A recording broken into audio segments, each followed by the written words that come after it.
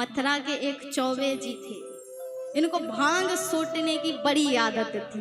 तो लिया लोटा सोटा अपना उठाया और चले गए बगीचे की ओर। वहां जा करके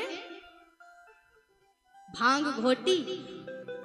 और उस दिन ऐसा हुआ कि इनका छोटा सा छोरा भी इनके साथ चला गया। अब छोरा भी साथ में था। इनने भांग घोटी और चढ़ाई महाराज, और भांग चढ़ा करके छोरे को कहा कि छोरे को बिठा लियो कांधे पर और लेकर के जाने लगे। अब रास्ते में इन्हें भांग चढ़ गई। जब भांग चढ़ गई तो ये सबरन ने पूछे कि काऊ ने मेरे छोरे को देखे। तो सबने सोची कि शायद एक को तो बिठा रखा है, दूसरे को पूछ रहा होगा। तो सबने कही कि ना देखी महाराज।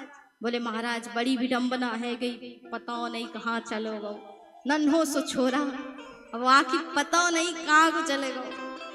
तो ऐसे करते करते पूछते पूछते पहुंच गए कहाँ, अपने घर। अब घर की दहली पर जैसे ही पहुंचे तो छोरा जब ऊपर बैठा, अब इनको तो भांग चढ़ी, इनको कहाँ पता हो कि छोरा तो हमारे कांधे में बैठा। महाराज जी जैसे ही अंदर जाने लगे, छोरा के लगी दीवार सिर में जोर जोर तिरो।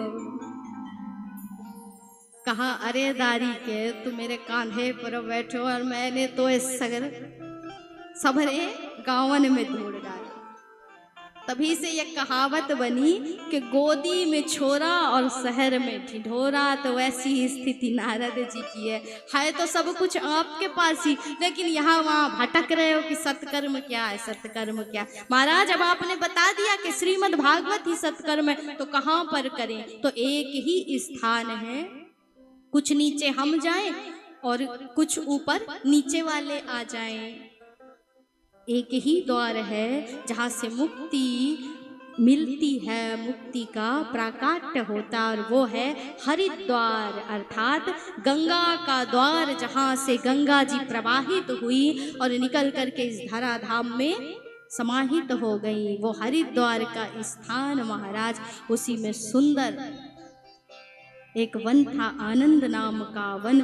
उसी में सुंदर सा मंच बनाया गया, व्यासपीठ बनाई गई। सनत कुमार चारों भाई आसीन हो गए, नारद जी बैठ गए। आवाहित किया गया भक्ति महारानी ज्ञान वैराग को कि आप आइए और आकर के कथा श्रवण पान करिए। आपके निमित्त ही ये कथा रखी गई है।